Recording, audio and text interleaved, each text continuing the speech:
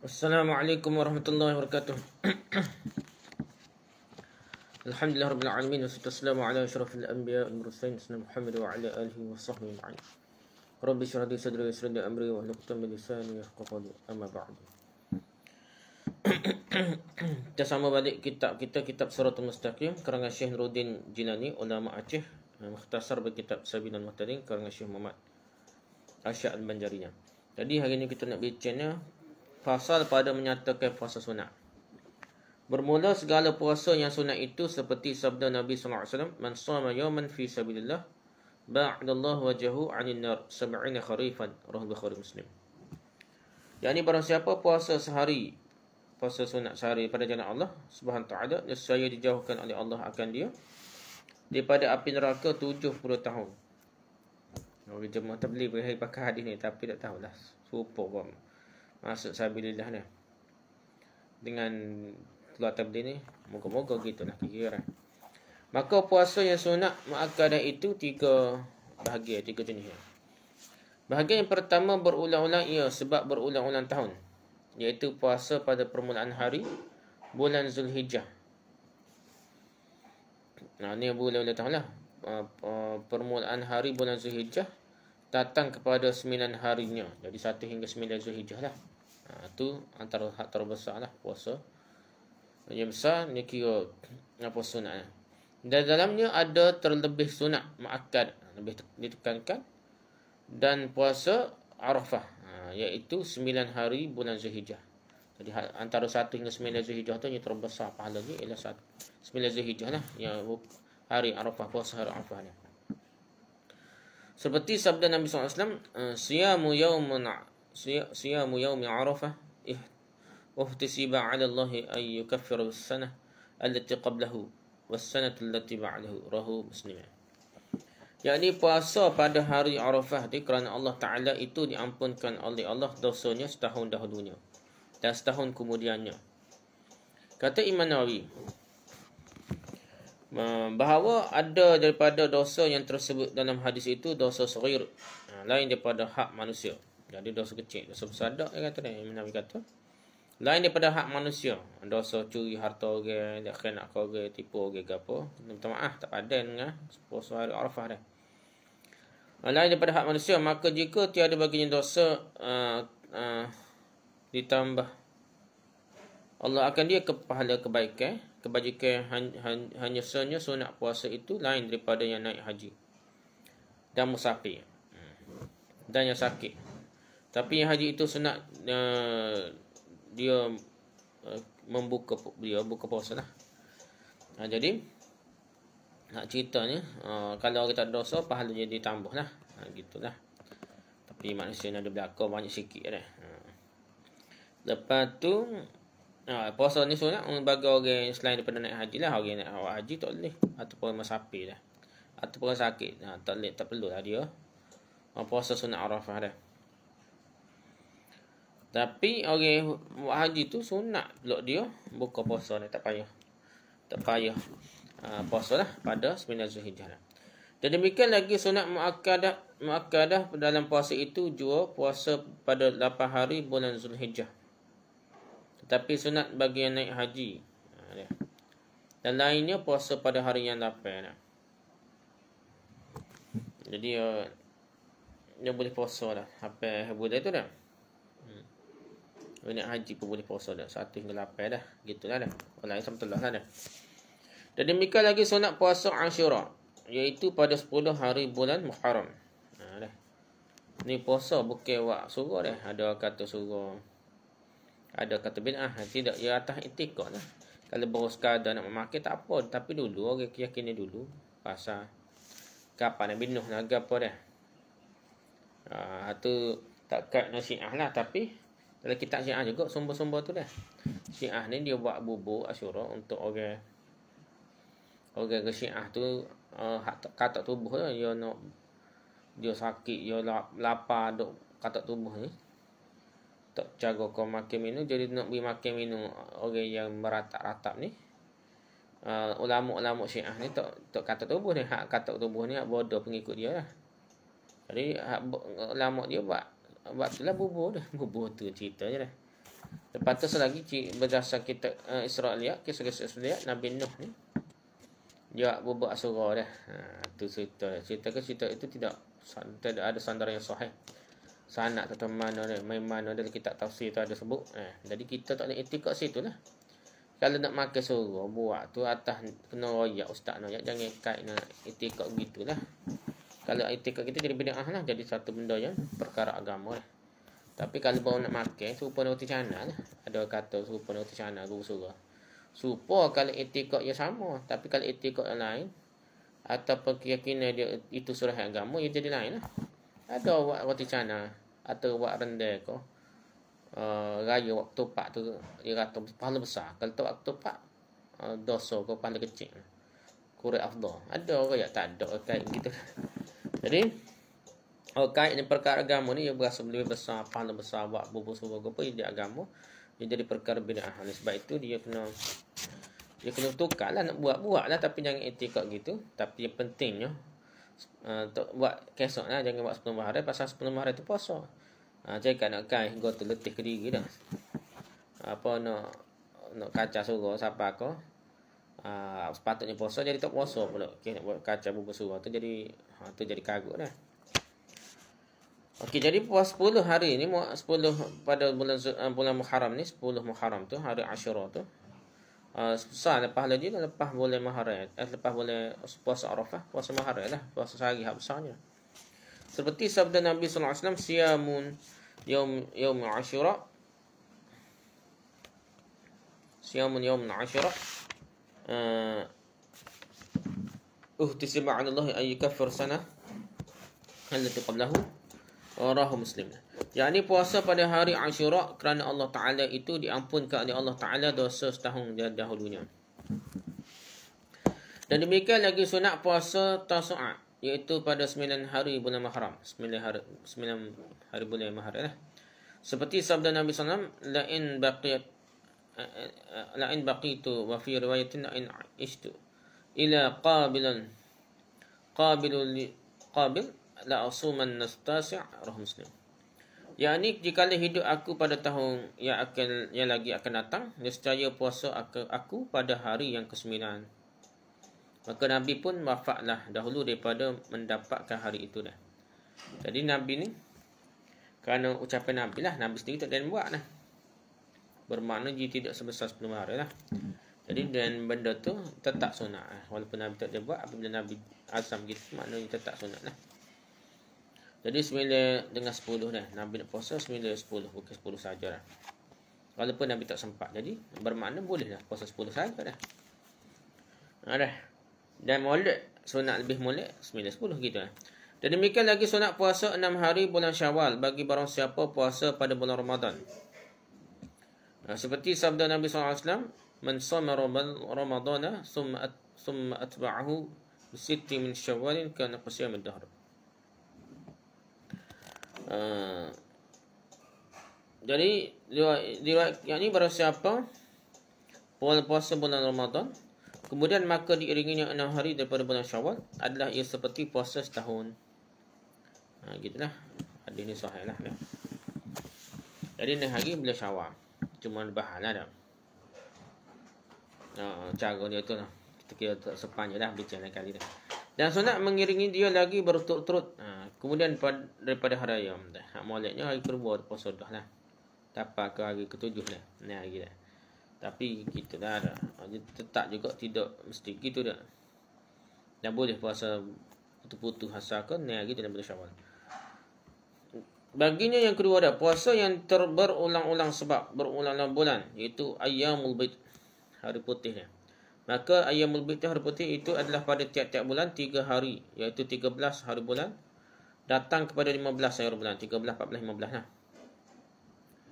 Maka adalah pahala puasa sebulan. Dari kerana itulah sunat puasa pada tiap-tiap bulan 3 hari jikalau lain daripada ayyamul bid sekalipun. Jadi ayam itu Maulid lah. 13, 14, 15. Tapi tak boleh puasa itu asal ketika 3 hari dalam sebulan itu puasa lah. Supaya jadi macam puasa sebulan penuh lah. Tetapi puasa 13 hari bulan Zulhijjah itu haram. Tapi kalau 13 dia 11, 12, 13, ya hari puasa termasuk 13 Zulhijjah tu hari. Maka digantinya puasanya itu pada 16 hari bulan lah Zulhijjah. Jadi 14, 15, 16. Bukan 13, 14, 15. Jadi 14, 15, 16. Dah. Sekali 13, 14, 15. Jadi ya kesok kan. Sebabnya puasa 13 tu hari tasyrik. Ya haram puasa dah. Dan demikian lagi sunat puasa ayyamus sud, iaitu pada tiap-tiap akhir bulan puasa. Ya, daripada 27 hari bulan atau 28 hari bulan hingga datang kepada kesudahan bulan lah. Pasal boleh hitam. Tapi hak ni saya tak jumpa dari hadis. Mengaji lama dah tak. Tak jumpa hadis mana ibu buah dah. Tahu lah. Jadi ayat puasa bid tu sahih dah, hak ni tak tahu. Kalau ada pun mungkin tak kuat lah dah. Dan jika ada bulan itu kurang sehari, maka digenapkan dia dengan sehari bulan yang tambah dia. Kurang agak capun nak buat bulan depan lah. Tapi tali tak jelas lah. Kita tak sebut nama dia pasal biarlah puasa putih yang jelas lah. Dan ataupun yang pentingnya 3 hari tadi sebut dia lah. Pada waktu tu lah. Bahagian ketiga jenis ketiga puasa yang berulang-ulang sebab berulang-ulang 7 hari, iaitulah puasa sunat pada hari Isnin dan Khamis. Seminggu sekali puasa sunat, seminggu sekali, seminggu lah, bukan seminggu sekali. Dalam seminggu tu kerana tiap-tiap minggu tu iaitu puasa Isnin. Tiap-tiap hari Isnin saja boleh, tiap hari Isnin Khamis pun boleh dah. Dari kerana Nabi SAW mengerjakan keduanya berserta bersabda ia. Jadi Nabi kerap puasa Isnin Khamis ni. Annahuma yawmani tu'radu fihima al-a'mal fa uhibbu an yu'rada amali wa ana sha'imun. Yakni bahawasanya pada hari Isnin dan Khamis itu dinaikkan malaikat akan segala amal kehadrat Allah Ta'ala. Maka aku gemari bahawa dipersembahkan amalku tak kala itu aku sedang berpuasa dah. Jadi Nabi nak tengah puasa, amal dia diangkat pada Allah Ta'ala dah. Jadi moleklah puasa hari Isnin Khamis dah. Tu sunnah Nabi dah. Dah ada sebut, Nabi sebut aku puasa ni kerana Isnin tu kerana aku dilahirkan Isnin. Jadi cara sambut Maulid Rasul ni ialah puasa hari Isnin. Bukan makan dah. Puasa tu adalah cara sambut Maulid Rasul kalau sebenarnya dah. Dan demikian lagi sunat puasa Ashhurul Haram, iaitulah puasa yang terafdal kemudian daripada bulan Ramadan. Iaitu bulan Zulqa'dah.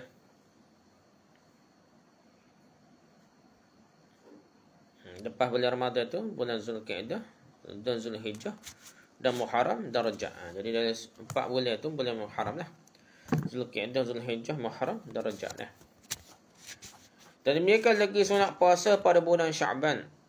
Maka yang terafdal dalam Ashhurul Haram itu iaitu bulan Muharram, antara bulan-bulan Muharram tadi, bulan haram tadi, Zulqa'dah, Zulhijjah, Muharram dan Rajab ni.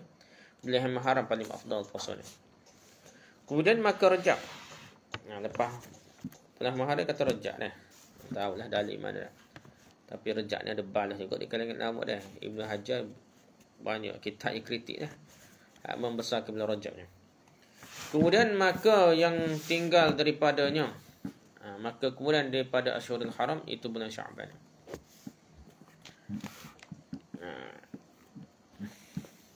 Allah alam dah. Segi Nabi ni puasa bulan Sya'ban banyak sekali berbanding bulan Muharram sekalipun dah. Kerana Nabi adalah kata riwayatkan Nabi kerana tupai bini dia nak ganti puasa dah. Bahkan Nabi puasa. Syahadat makruh puasa pada hari Jumaat, melainkan jika puasa ia pada dahulunya dan kemudiannya dah. Puasa hari Khamis Jumaat ataupun Jumaat Sabtu, tak boleh puasa Jumaat seperti semata-mata. Seperti sabda Nabi SAW, Yaumul Jum'ati yaumi 'idikum fala taj'alu yauma 'idikum yauma siyamakum. Yakni hari Jumaat itu hari raya kamu, maka jangan kamu jadikan hari raya kamu itu akan hari puasa kamu. Tak boleh puasa pada hari Jumaat. Dan demikian lagi makruh puasa pada hari Sabtu, kerana hari itu dipermuliakan Yahudi. Ada dalil ni ada, cuma ada bahlah perbahasa dia lah. Ada setengah tahrim lah. Itu tiga makruh lah bersendiri. Tapi kalau gambar ni Jumaat Sabtu ke Sabtu Ahad ke atas, kita tak apa kan ya. Tapi Syekh Albani ada gaya-gaya ni ke Mahuna lah, dia ada buat kitab khusus bicara bab ni lah. Dan demikian lagi makruh puasa pada hari Ahad kerana hari itu dipermuliakan oleh Nasrani pula. Maka dikendaki syarak menyalahi adat mereka itu. Tetapi tiada makruh mengerjakan qada dan nazar dan kafarah pada segala hari tersebut itu dah. Hari Jumaat agama tak apa dah. Okay, hak wajib lah. Dan demikian lagi sunat saumud dahr lain daripada hari raya. Keduanya ada mazhab kita di setengah ulama tak setuju dia. Dia kata boleh puasa sepanjang hari, sepanjang tahun kecuali hari yang diharamkan lah.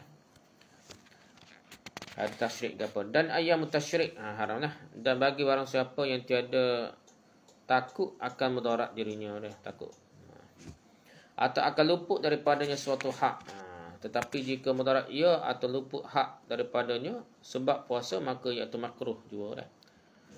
Jadi makruh kalau dia ada menyebabkan dia ganggu hak orang lain dah, isteri, anak bini, kau ke apa.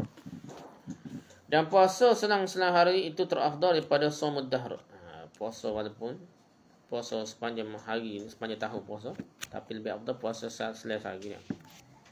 Seperti sabda Nabi SAW, afdalus siyam siyamu Daud kana yasumu yawman wa yuftiru yawman, rawahul Bukhari Muslim. Yakni terafdal puasa itu puasa Nabi Allah Daud adalah ia puasa sehari dan berbuka sehari.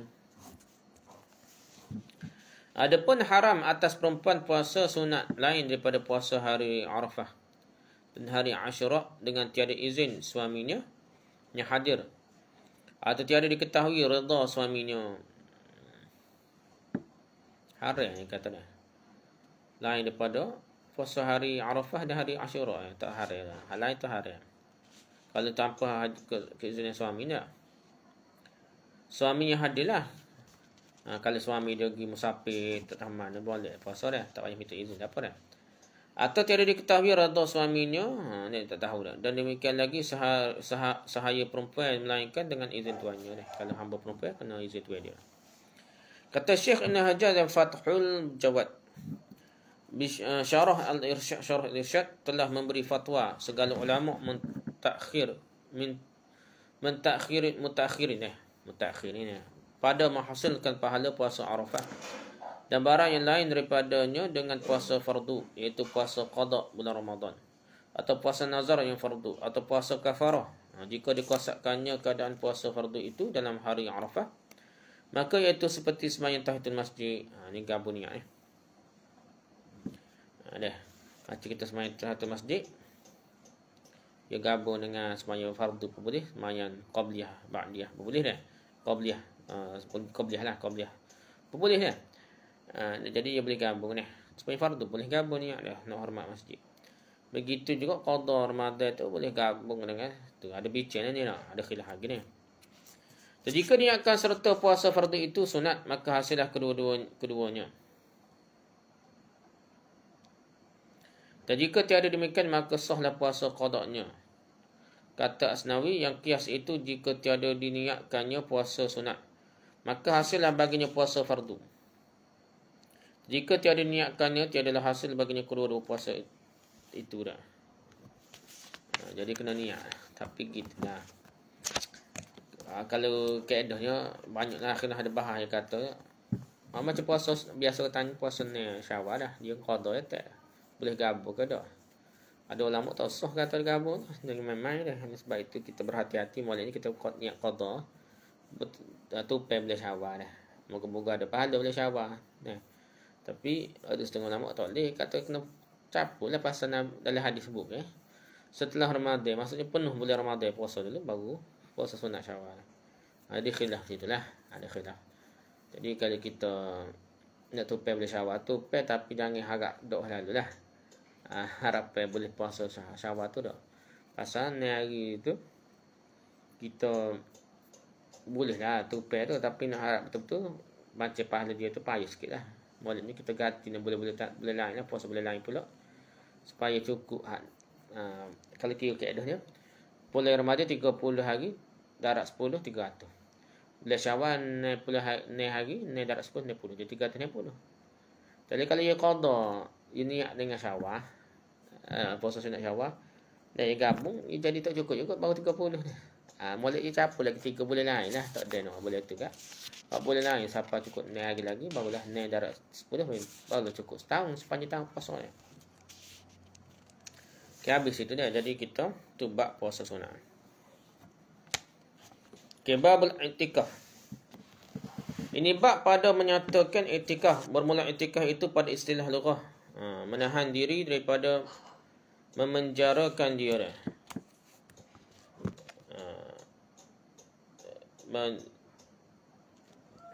Maksudnya itulah menahan diri macam jaga dalam masjid. Dan istilah syarak iaitu berhenti dalam masjid. Dengan yang i'tikaf. Dah berhentilah. Dan dalil yang menyebutkan dia dahulu daripada ijma' firman Allah Ta'ala wala tubashiruhunna wa antum aakifuna fil masajid. Yakni janganlah jima' dengan isteri kamu tatkala kamu i'tikaf pada segala masjid. Maka i'tikaf itu sunat muakkadah, tetapi jika diniatkannya akan nazar atau wajib, maka jadilah i'tikaf itu fardu, jadi wajiblah. Niat nazar dah. Maka i'tikaf itu tiada tertentu dengan suatu waktu jua pun. Jadi mazhab kita ni tidak mesti boleh Ramadan, boleh laku masa mana dah.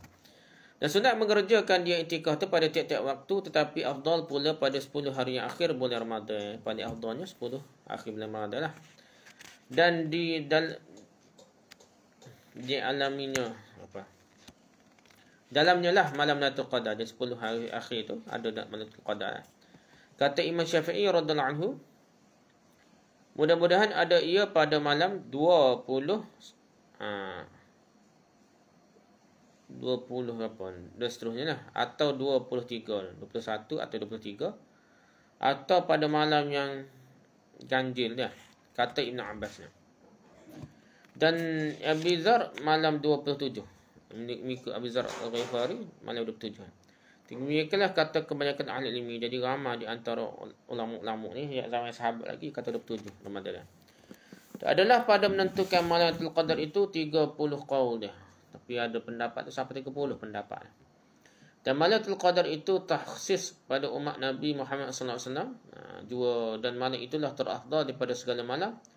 Dan sunat membaca pada malam itu Allahumma innaka afun karim tuhibbul afwa fa'fu anni. Baca waktu banyaklah Allahumma innaka afun tuhibbul afwa fa'fu anni. Ya Tuhanku, engkau lah yang mengampunkan dosa lagi pengasih akan yang memohon ampun, maka ampunlah olehmu dosaku. Baca waktu banyak-banyak pada malam Lailatul Qadar. Ini ada riwayat Aisyah lah dah, ada sahih. Dan sunat bagi yang mengingati akan malam Lailatul Qadar apabila didapatnya akan dia, maka jangan dikatakannya. Dan hendaklah ia berjaga dengan berbuat ibadah. Bukan nyahu kat orang yang ada pelik-pelik dah. Dia Lailatul Qadar ni bukan nak jadi benda pelik, perangkak sujud ke apa dia. Lailatul Qadar ni ialah malam untuk ibadah, kita nak tambah amalnya, bukan ada benda pelik. Berbuat ibadah pada malamnya dan siangnya kerana umat amat besar pahalanya, seperti firman Allah Ta'ala Lailatul Qadri khairun min alfi syahr. Yakni berbuat ibadah pada malam Lailatul Qadar lebih baik daripada 1000 bulan. Yang tiada dalamnya malam Lailatul Qadar ya. 1000 bulan ni darab 83 tahun lah. Satu malam itu serupa ibadah 83 tahun. Dan sabda Nabi sallallahu alaihi wasallam, man qama Lailatul Qadri imanan wa ihtisaban ghufira lahu ma taqaddama min dhanbihi. Riwayat Bukhari Muslim. Yakni barang siapa berbuat ibadah pada malam Lailatul Qadar dengan percaya ia akan kebesaran lagi, maka lagi menghendaki keredaan Allah Ta'ala dengan tiada riak, maka diampun oleh Allah akan dia daripada segala dosanya yang telah lalu. Jadi banyak besarlah pahala ibadah pada malam Lailatul Qadar. Adapun alamat mengenal malam Lailatul Qadar itu ada ia sederhana, iaitu tiada sangat hangat dan tiada sangat sejuk, dan terbit matahari pada paginya tiada sangat bercahaya. Maka demikian itu kerana banyak malaikat turun naik pada malam itu, maka tertutup cahaya matahari dengan sayap malaikat. Itulah ini pendapat ulama dia. Dan tubuhnya yang latif maka tiada beroleh fadilah malam Lailatul Qadar itu melainkan barang siapa yang mengetahui dia. Jadi ginilah dapat tak nanti kau tahu dah. Dapat fadilah ni orang buat ibadah. Boleh berlaku dah. Jadi semuanya banyak sikit lah. Kalau dia ikhlas, dia buat banyak amal, lagi besar pahala dia dah. Pasal dia ganda darat 83 bulan. Kalau dia tidur banyak, sampai 3 tahun tidur lah. Nah, yang pentingnya pahala ibadah tu biar banyak. Syahadat bahawa adalah syarat i'tikaf itu 7 perkara. Pertama, Islam, maka tiada sah i'tikaf daripada orang kafir. Yang kedua, akil, berakal, maka tiada sah i'tikaf daripada orang gila dan yang mabuk dan yang pitam. Tetapi sah i'tikaf daripada memayis budak yang 7 tahun ke atas, kita kata lebih kurang lah. Dan hamba saya sah lah. Dan perempuan yang tua sah juga. Tetapi makruh bagi perempuan yang muda dan yang elok parasnya, makruh ia i'tikaf di masjid lah. Ketiga, suci daripada haid dan nifas. Tiga dia, syarat ketiga. Yang keempat, suci daripada janabah. Maka tidak sah i'tikaf daripada yang haid dan nifas dan yang junub. Kerana haram kepada mereka itu berhenti dalam masjid. Yang kelima, hendaklah i'tikaf ia berhenti dalam masjid lebih daripada qadar tamakninah rukuk. Lebih daripada tamakninah rukuk. Sebenarnya azim gitu kan. Maka tiada sah daripada qadar tamakninah itu dan sunat. Itulah kena paling kalau kurang itu sah lah. I'tikaf tu biar lama lah. Dan sunat mazhab ni berat lagi. Kadang-kadang kena semalam lah, macam-macam, kena puasa dulu lah. Syarat yang banyak lagi. Kita ni mudah-mudah lah buat i'tikaf ni. Dan sunat manakala masuk masjid meniatkan i'tikaf supaya beroleh fadilatnya dah. Masuk masjid niat i'tikaf lalu. Walaupun sementara. Nak pergi sembahyang fardu saja pun boleh dah niat i'tikaf dah. Bila-bila nak sembahyang tu niat i'tikaf. Keenam, hendaklah ada i'tikaf itu dalam masjid. Maka i'tikaf dalam masjid jami' itu terlebih afdal daripada lainnya. Jadi mazhab kita ni pada dah masjid mana-mana pun boleh nak i'tikaf. Tak nanti ke masjid sembahyang jemaah, tapi lebih afdal sembahyang jemaah lah. Masjid jami' tu masjid sembahyang jemaah lebih afdal i'tikaf itu. Ketujuh, hendaklah ia berniat i'tikaf serta duduk ia dalam masjid. Niat tu pada dalam masjid pun niat, bukan dalam masjid lagi dah. Dan wajib ia meniatkan fardu jika ia ada ia i'tikaf itu nazar. Kalau nazar dia kena fardu lah. Ada orang nazar kata kalau meneh bola dia, pasukan dia nak telanjang boleh nak balik negeri dia. Jadi benda tu bukan nazar dah, hak tu karut dah. Nazar buat kebaikan dah. Ada sedekah ke apa dah. Kalau buat benda karut tu benda haram dia tak boleh lah. Nazar ke apa pun tak boleh tunaikan dah. Dan demikian lagi wajib membaharui niat pada orang yang i'tikaf yang tiada ditentukannya masa i'tikafnya. Jikalau keluar ia daripada masjid.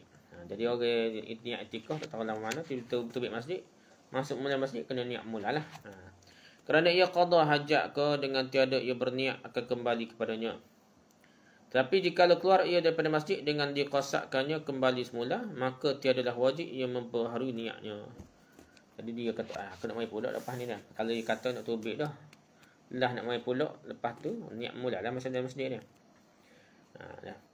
Dan jikalau ditentukan i'tikaf itu sehari atau sebulan, maka keluar ia daripada masjid lain daripada qada hajat. Lagi tiada ia mengkosakkan kembali ke masjid, maka wajiblah ia membaharui niat tak kali ia kembali ke dalam masjid. Tapi kali ni tak niat lah dah. Tapi jika keluar ia daripada masjid kerana qada hajat atau kerana beranginnya, maka tiadalah putus i'tikafnya yang sunat atau nazar sekalipun. Jikalau ada i'tikaf itu muwalat bersama-sama iaitu berturut-turut, maka keluar ia daripada masjid dengan keluar yang memutuskan muwalat, maka wajiblah ia membaharui niatnya. Jadi kalau betul ditandas mata tak putus ada i'tikaf dah. I'tikaf lama lah, i'tikaf sehari, sebulan, seminggu dah. Maka wajiblah ia membaharui niatnya tak kala ia kembali kepada masjid. Tetapi jika keluar ia kerana qada hajat atau makan atau barang sebagainya, maka tiadalah wajib atasnya memperbaharui niatnya lah. Pasal ni keperluan manusia yang asasi dia. Makan baik kecing apa tu. Dia keluar tu kerana tu tidaklah perlu berniat ia pada niat sekali. Mula-mula lah nak main mula dah. Dan jika ditentukan dengan dia uzur i'tikaf pada suatu masjid, maka harus ia i'tikaf pada masjid yang lain. Tetapi Dah. Dia niat iktikaf masjid tertentu, tapi bukan Masjidil Haram, Masjid Mekah, Madinah tu dah. Masjid Al-Aqsa bukan, dia niat di mana-mana masjid lah. Dia kata ada, dia kata masjid ni lah masjid macam masjid Tan Merah dah. Maka dia kata supaya nak pergi masjid Tan Merah, dia pergi masjid lain dah. Macam ke apa boleh lah. Dia boleh tukar-tukar wala asalnya niat masjid situ lah.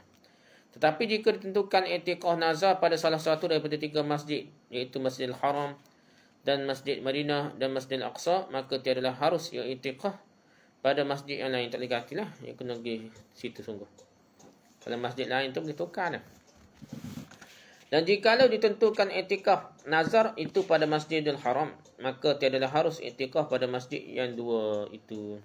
Dia ni Masjidil Haram, tak boleh tukar lah. Tetapi jika ditentukannya i'tikaf nazar itu pada salah satu daripada 2 masjid, maka harus i'tikaf pada Masjidil Haram. Dah. Dia nak i'tikaf Masjid Mekah, Masjid Madinah payah pergi Masjid Mekah boleh dah.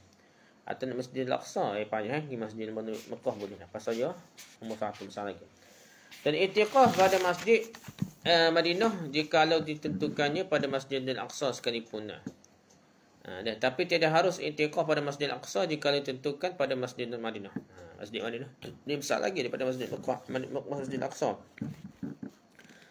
Kalau dia niat Masjid Al-Aqsa, payah nak pergi Masjid Al-Aqsa, pergi Masjid Madinah sebagai ganti boleh. Masjid Madinah payah nak pergi Masjid Madinah, pergi Masjid Mekah mudah, pergi Masjid Mekah ganti Masjid Madinah boleh.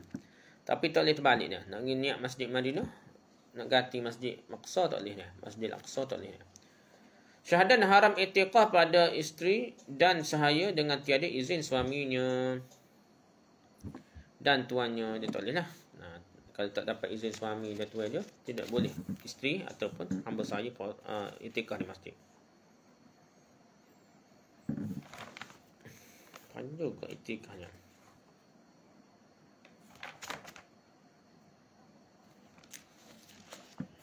Fasal pada menyatakan segala yang membatalkan i'tikaf. Bermula membatalkan i'tikaf itu dengan jima' yang wadih, yang jelas lah. Lagi disengajakan serta diketahuinya akan haramnya, lagi ikhtiarnya dengan usaha dia lah untuk kena paksa lah. Dan demikian lagi batal i'tikaf menyentuh perempuan dengan ingin, dengan syahwatnya, maka jika ia inzal atau mengeluarkan maninya. Dan jikalau dikerjakannya yang demikian itu di luar masjid sekalipun, tetaplah batallah i'tikafnya. Dan haram mengerjakan yang demikian itu pada i'tikaf yang wajib, jikalau di luar masjid sekalipun. Jadi dia niat wajib, jadi haram nak setubuh isteri dia.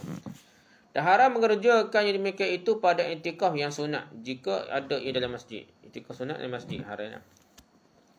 Dan demikian lagi batal i'tikaf sebab gila atau pitam, jikalau datang keduanya daripada sebab upayanya. Dia cari pasal sendiri dah.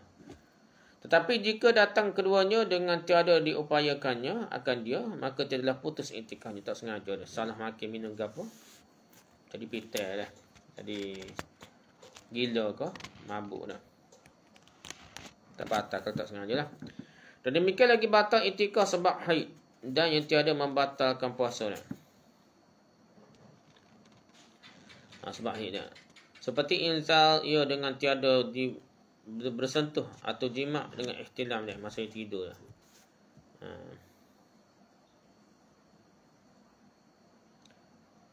Batal i'tikaf sebab haid sudahlah. Dan yang tiada batal puasa tu seperti inzal ia dengan tiada bersentuh atau jima' dengan ihtilam. Gitulah. Jadi tu tiba inzal sendiri dah, ataupun mimpi dah. Dan janabah dengan lupa tiada diketahuinya akan haramnya dah, atau dipaksa orang, jika tiada ia inzal sekalipun, kerana wajib menyegerakan mandi sebab meliharakan. Jangan putus mualak, tapi kena segera mandi dah.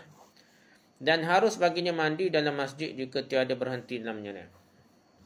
Boleh mandi dalam masjid ataupun gini lah, ada tanah masjid lah boleh. Dan demikian lagi harus ia keluar daripada masjid kerana mandi jikalau dapat ia mandi dalam masjid sekalipun dah. Sebab meliharakan kehormatan masjid lah. Dan jika keluar ia daripada masjid kerana mandi, maka hendaklah ia membaharui niat jika ada ia i'tikafnya itu tiada berturut-turut. Dan jika ada itikafnya itu berturut, maka janganlah ia membaharui niatnya. Tak perlulah daripada niat asal lah. Contoh niat seminggu kau agak apa boleh kan. Dan demikian lagi batal itikaf sebab murtad dan mabuk yang disengajakan jikalau tiada keluar keduanya daripada masjid sekalipun ya. Dan dari masjid mabuk kau murtad kau kira batal lah itikaf dia. Syahadat apabila ia bernazar akan itikaf dengan masa berturut-turut, maka wajiblah atasnya itikaf yang demikian itu serta berturut-turut, maka tiada harus mendahulukan daripada masa itu dan mengemudiankan ia, hanya sahaja wajib mualak berterusan itikaf itu jika disebutkannya dengan lisannya. Akan wajib berturut-turut sama ada disebutkannya dengan masa yang tertentu atau tiada, tetapi jika diniatkannya dengan hatinya berturut-turut, maka tiadalah wajib atasnya yang demikian itu. Jadi dia niat tu kena sebut mulut, baru jadi macam azam sungguh. Barulah dia kata wajib. Kalau kata aku nak puasa seminggu dah. Nak puasa, nak itikaf seminggu, dia kata, maka pada waktu itulah dia itikaf tu mesti seminggu straight wajib atas aku, kata begitu kau dah. Maka dia sebut dalam lisan dia dah. Kalau dalam hati kata nak wajib tapi tak sebut mulut, tak jadi wajib lagi dah. Dan putuslah berturut-turut itu sebab mabuk dan kafir dah. Dan sengaja jimuk seperti yang tersebut itu dah. Putuslah kena buat semula daripada awal dah.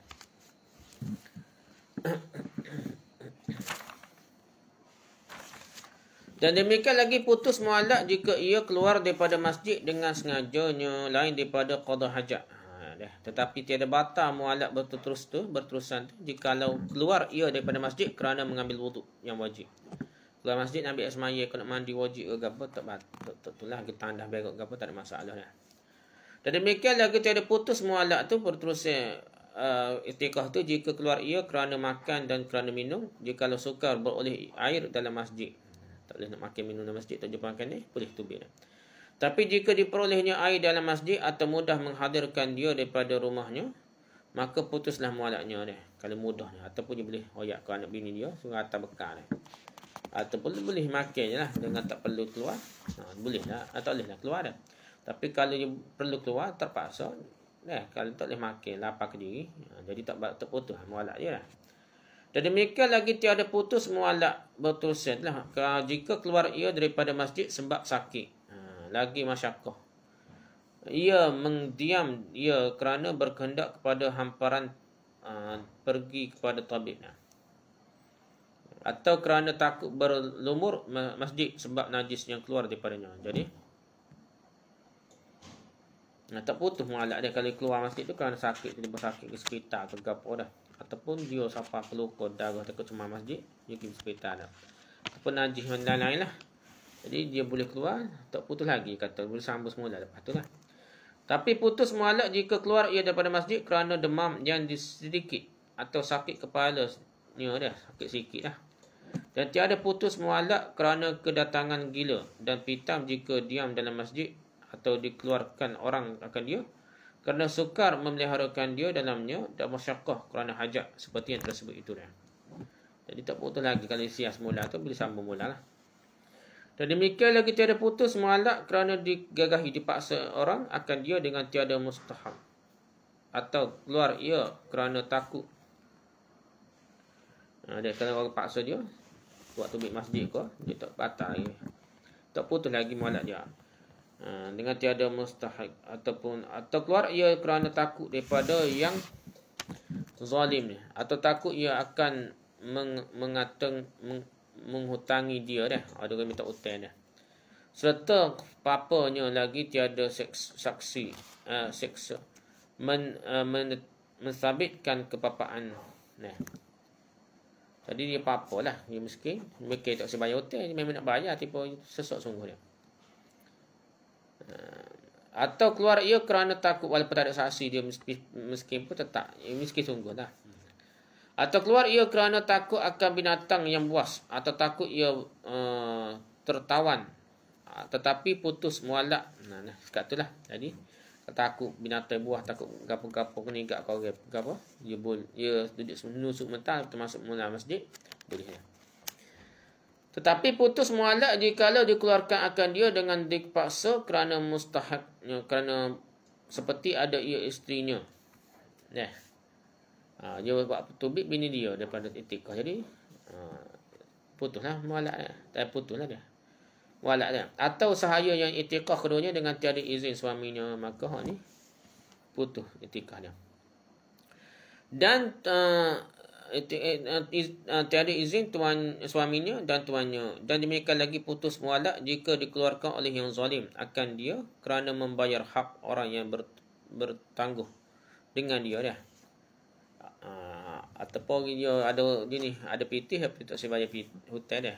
Jadi tangguh bayar hutang. Dan dia boleh orang walaupun zalim dia boleh keluarkan dan boleh itulah pasal dia zalim juga tak bayar hutang kat orang dah. Atau keluar ia daripada masjid kerana takut akan yang mengatangi dia, serta ada ia kaya, dia ada pitih. Tiba-tiba tak saya bayar hutang dah.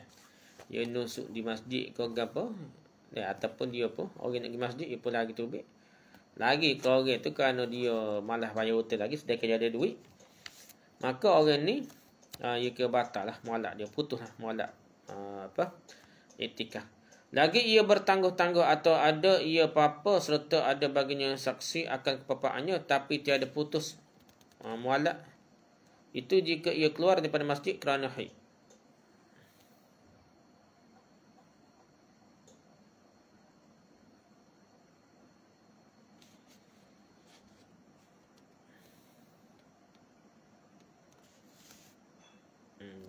Kalau ada saksi orang kata ia apa-apa sungguh.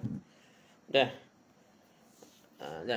Tapi tiada putus mualak itu jika ia keluar daripada masjid kerana haid dan nifas. Dan lagi ada masa itikafnya, maka hendaklah dihubunginya akan itikaf yang tinggal pada masa haid itu. Kalau ia kata nak sebulan lah itikaf, tiba-tiba masa kena haid seminggu, dia klik rumah, pergi pulak lepas tu, boleh sambung terus lah. Dia cukup sebulan. Contohnya 20 hari nak. Lepas tu haid. 7 hari haid. Lepas 7 hari tu pergi pula itikaf 10 hari. Boleh lagi dah. Dan demikian lagi tiada putus mualak jika ia keluar daripada masjid kepada tempat yang sentiasa.